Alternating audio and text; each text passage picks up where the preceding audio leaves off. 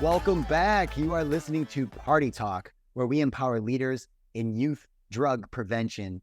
And today's a special day. So we're going to kick it off a little bit differently. Before I introduce our amazing guest today, I have a special announcement.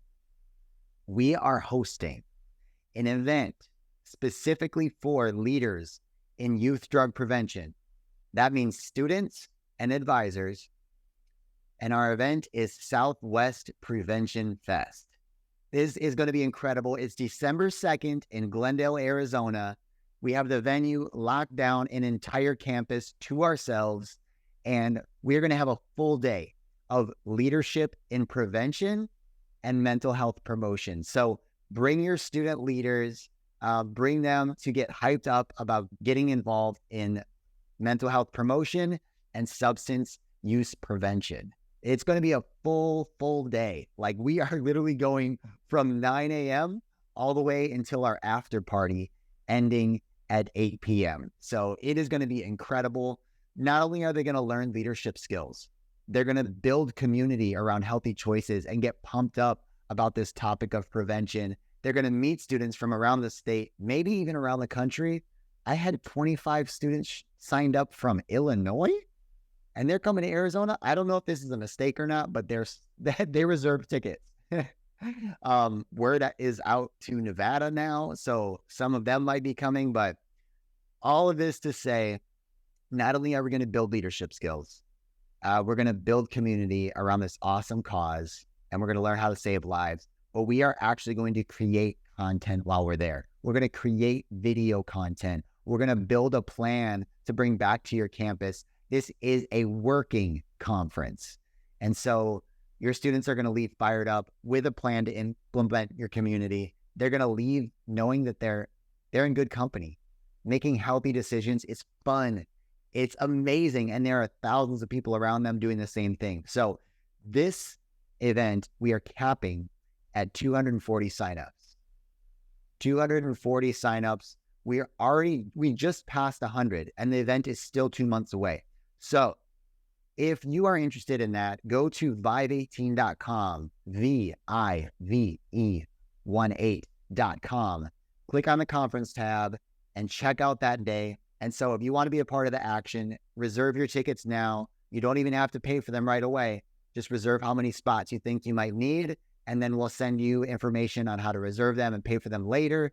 But the most important part is that you get to experience this. Well, we've got so much support from our community.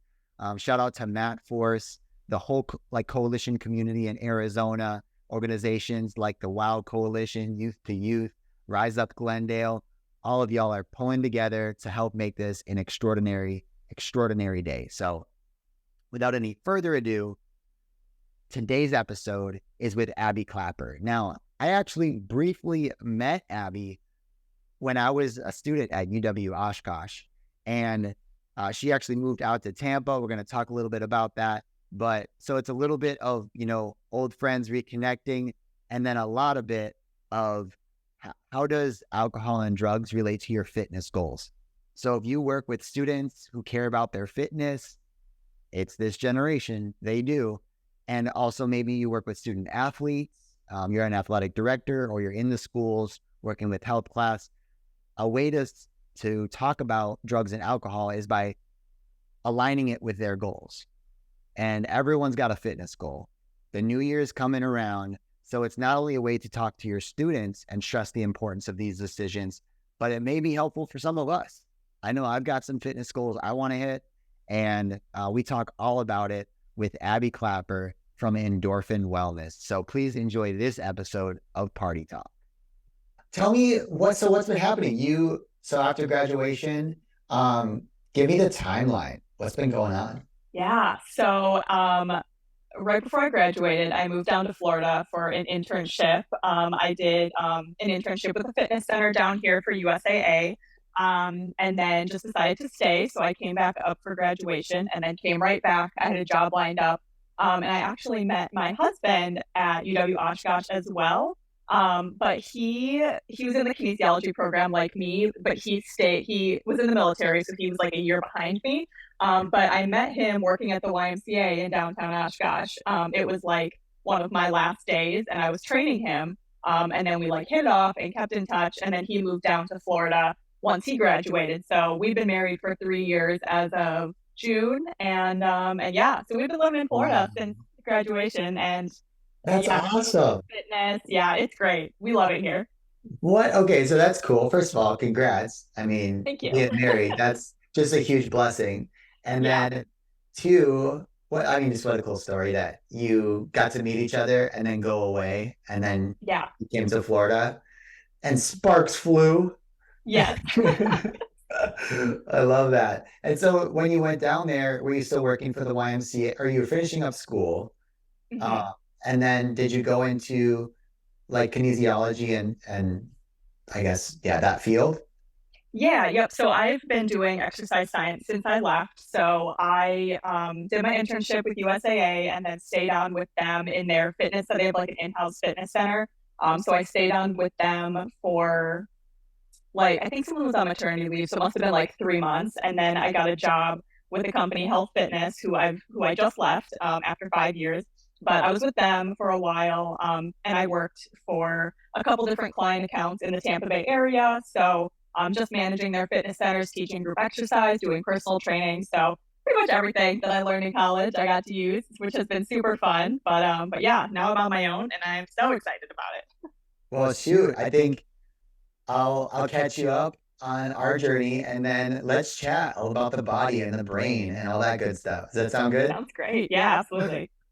Awesome. So I'll follow the same model. So after college, were you there when I started Party Point oh, that I drug-free was. party? Okay. Yep. And I had been to a couple of those parties too. Super fun.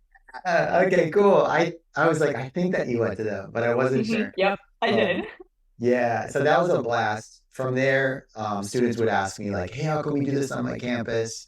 And so my brain started working like, okay, is there a way to help people have fun drug free and like make it your number one job? Can you make a job doing something good in the world? If yes, I want to learn how to do it. And you know, you might not know this. I won our campus's Shark Tank competition. Um, and crazy story. And this is where I see like God's hand on my path is I failed math my senior year and I was so angry about it. Oh my gosh. And right, I'm like one class for one semester longer. I already had senioritis. I knew what I wanted to do because I started this business. And so I'm like, I can't get out of here. And that semester, they launched the entrepreneur program at UWO. And because I had failed math and I was retaking it, I was still classified as a student and I got to enter the competition and I won $11,000. That's amazing. It is Holy cow. amazing, right? I'm like, okay, you know, one of those things when you're just like upset and people, Mhm. you can't see the label when you're inside the jar. It was like, Right. Yep. okay, I'm upset, but now that I'm outside of it, I'm like, hey, there was a plan here. Oh, and That's so, amazing. Oh my gosh. oh yeah, it was incredible. And I was new to business, new to everything. So, you know, launched our business, making a ton of mistakes, but like still making an impact, learning and growing. Long story short, met Emily, my wife now, traveled around the country for 4 months throwing parties, sober parties, and then moving to Phoenix, Arizona, wanting to live by an airport. We're like, we're done living in a trailer. Let's Mhm. live in a house, go to the airport, fly, and then started my speaking platform, which is called Vibe 18 with my buddy Tomas Barraza. And he was the first guy I met when I moved to Phoenix. So just Oh, another, that's cool. yeah, divine appointment. And so we launched 518, have been just impacting students around the nation since then, since, you know, 2018 actually is when we started it. And today, yeah, just traveling all over, showing students how to have fun and feel good without using drugs, and investing into organizations that work with youth so that they can better equip them on, you know, positive mental health strategies, drug prevention strategies, and to make it fun and high energy so students actually want to listen. Uh, Right.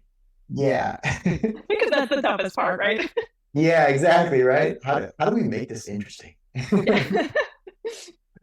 Yeah, that's good. So let's open up with this, Abby. Like for you personally, or work wise, how has the topic of drugs and alcohol ever, hit you with your work or with your personal life? Yeah. I would say for work, it because most of what I do is helping people like get healthy and like my like slogan for my company is helping people live happier, healthier lives. And so when we like I do like a whole vision of the person, right? So we look at everything from the people around them, their physical activity, how they are emotionally, how they are with food, all those different things. So obviously, like alcohol is something that sometimes needs to be addressed with adults, the adults that I work with. And usually 9 times out of 10, I'll say, "Hey, is there anything that you think you need to change?" And they'll say, "Yeah, I probably need to cut back and like drink less," because they're having, maybe 2 drinks every night, or on the weekends they're drinking a lot, and so it's something that they know is adding like a lot of extra calories that's affecting their well-being journey, and maybe why they're not seeing their goals being reached. So it's something that I've had a lot of conversations with over the past 7 years. Yeah, no, that's important. It's kind of like the intake form. Mm-hmm. It's you didn't even have to say anything. You're like, is there anything that you think you need to change? People self-identify of, Mm-hmm. oh, right, this isn't the healthiest for me. I do it more than I maybe should. Um, Yeah. and they're doing that. How does it affect people's like fitness, or I guess from the kinesiology world in your body? Um, yeah, do you have like anything that quick tips that maybe people wouldn't even know on what happens to Yeah. your body when you consume it? 100%. So the first thing is it adds a ton of extra calories. If you're not really paying attention, especially like the sugary mixed drinks, it's adding a lot of sugar to your body. There's about 100 calories in every beer. So if you're at a party, you're drinking a lot of beer, you're just adding 100 calories in carbs, which, within everything in moderation. So, obviously carbs is an important part of the diet, but all of our carbs can't be from, alcohol. That's not going to work for anybody to be healthy or happy. So, all of those calories really make a difference. That's probably the main thing. And the second thing that I think it really affects is recovery. So, um, when you're on like a weight loss journey or just a healthier journey just to be better, your body, if you want to, build muscle, put on muscle, it needs a lot of recovery. So, for example, obviously, when you drink a lot, you don't get the best night's sleep. So when you get good sleep, that's allowing your body to rest and recover and kind of rebuild your muscles. Also eating protein is a big part of that, but getting good sleep is a huge part of that. And so that inhibits a lot of that recovery. So between that and between the extra calories, those are probably the two main things that I talk to people about, and kind of how that's going to affect their journey if they choose that they, want to continue, or if they're not quite ready to cut back yet. Yeah. Okay. And the people that are coming to you are usually looking to get in shape, right? Like that's Yeah. their goals are to do that. hmm Yep. Okay, cool. So that's good to know. Just like from the simplified version of, and I love the angle of like we're not going to paint alcohol as the worst thing ever. You should never drink it. Um, whether talking to youth or adults, because nobody likes being told what to do. Absolutely. The second part is that the decision has to align with their goals. hmm So if you're saying, hey, I'm your partner, we're going to hit your fitness goals, your ideal weight, whatever it is, your body mass index, like whatever your metrics are. And then knowing that, okay, your relationship with alcohol could be in a healthy pattern, or if you've identified that we should cut back, it's going to help your recovery time because you're tearing those muscles. Your body needs to recuperate, it needs to hydrate, and you need that good night's sleep. So that's number one thing. And two, just thinking it from a diet perspective of these are calories from carbs. And like you mentioned, the sugary drinks. I have heard this, and maybe you can confirm or deny this, but with goals as far as like fitness in your body, people say it's 90% diet. Yeah, Is that I've true? heard like 80% diet, 20% the gym. So close, yeah. Okay. Can you elaborate on that? Like it just sounds crazy to me. Like, of course, right? So there's these little sayings, you are what you eat. And, and other things, but you don't think about like, no, that can't be scientific, it rhymes. Or people like, yeah, what you put in your body is what you get out of it. But is there any, yeah, how does that work? Like, how could your diet be that much more influential than the activity that you output? Any thoughts or insights on it? Oh my gosh, yeah, so many thoughts like right off the bat. And I guess the direction that I would go is like your body has like a resting metabolic rate. So we're all burning calories, but kind of at a different rate, just sitting here doing absolutely nothing, right? So that could be anywhere from, at the very least, like 900, 1,000, all the way up to like, 2,000, 2,500 for someone who's like really active, who's working out all the time.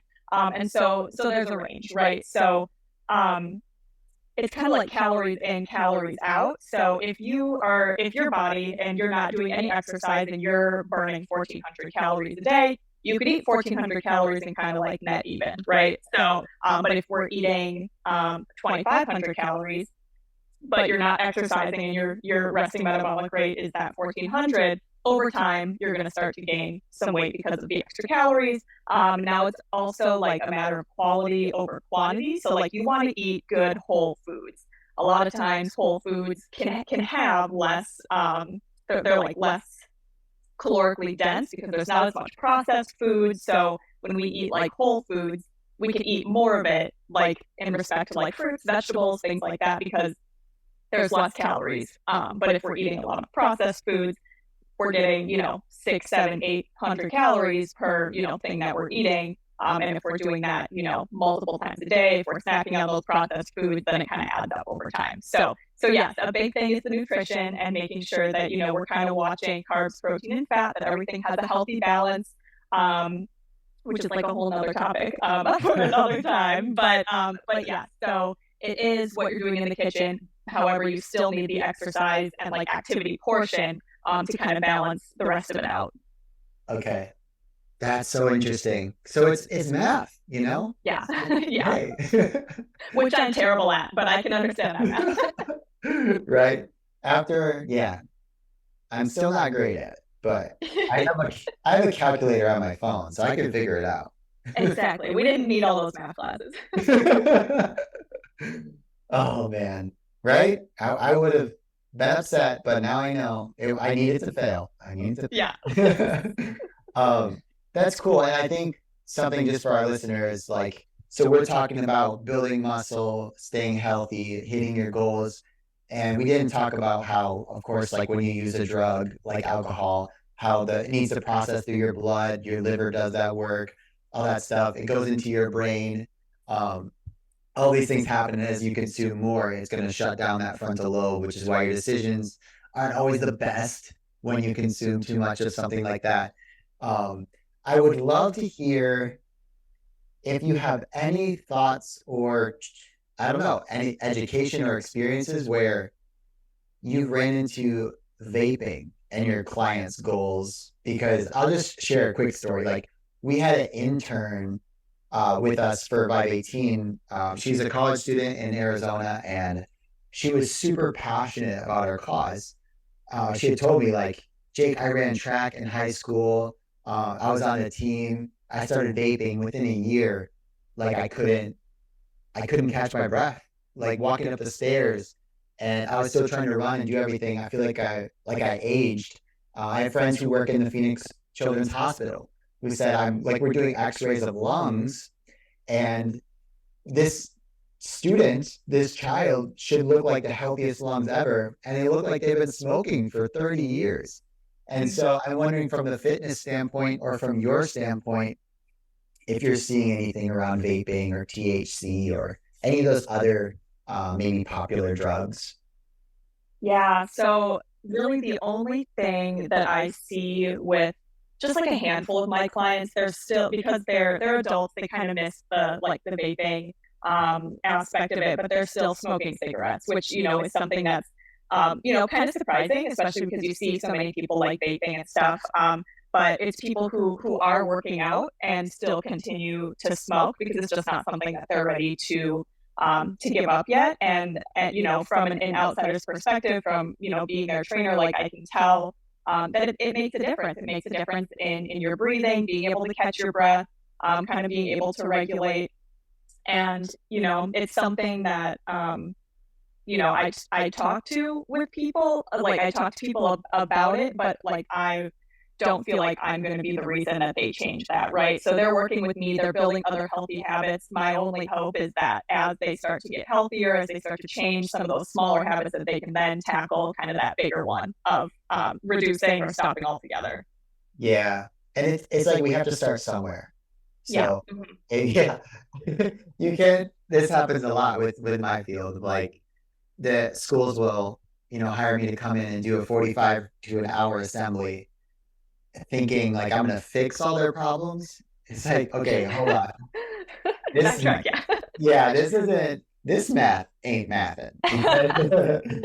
If we can solve your problem in an hour, that would be incredible. It's going to take more work, reinforcement, and just a way to start. We start with the conversation. You're starting with fitness goals. And if that person is at the point where they want to make a change, you're a coach and a resource they can use to support. And when it comes to that kind of thing, like quitting a substance use, obviously you're like, okay, I can't help you with that. But I might help you identify that that's a need because you're going after these goals. So that's pretty cool. I love it. I'm wondering because I'm sure people on this call have got their own fitness goals. I think we all do. We tend to think more about it around January. But yes, 100%. Right. But now we're what? We're at 9 months in, 10 months. It's October already. It's October. I know. So it's coming up. Hey, New Year's coming up. We can still think about our goals. What are some things maybe that you can share just about hitting your goals that people could take away? Because this is a pretty professional podcast, but let's be selfish. All right. I want to hit my fitness goals. How do we do that?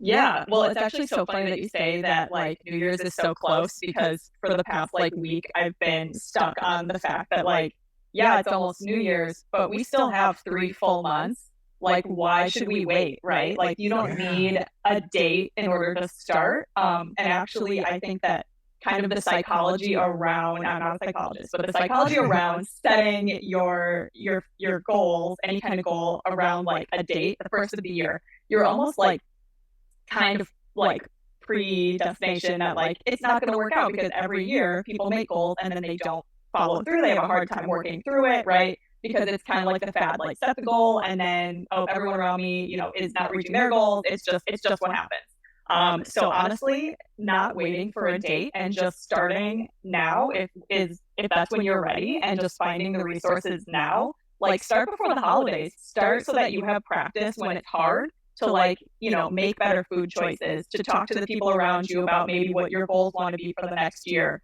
or even just starting to add in like some walks through the neighborhood or walking your dog or with your family.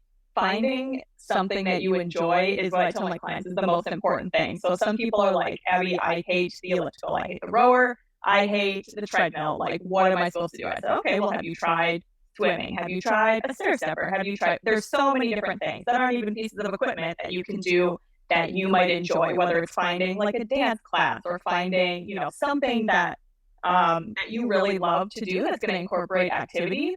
Big thing that I recommend for everybody. So going back to like what people should do if they want to make it easy, 3 days a week of like moderate activity for 30 minutes to an hour is usually recommended. So again, whether that's a walk, whether it's starting to lift some weights, just being out there, being active, averaging, 7,500 steps, I think is the lowest amount that's recommended. Just getting those steps in, it makes a huge difference and it just kind of kicks off your healthy habits if that's what you want to start with. Otherwise, there are, also so many, if anybody has Pinterest has so many healthy recipes. If, you want to start by changing your food. The thing is to pick like one thing and start with that and not try to change everything all at once because that can be really overwhelming. So pick the one thing that feels like you can do it, whether it's, changing what you're having just for breakfast. And just doing that for a few weeks. We've heard like it takes 21 days to build a habit. So if you can pick one easy thing and crush that in 21 days, then you're ready to pick up the next thing and you can kind of snowball those goals and move forward. That's cool. Have you read that book, Atomic Habits?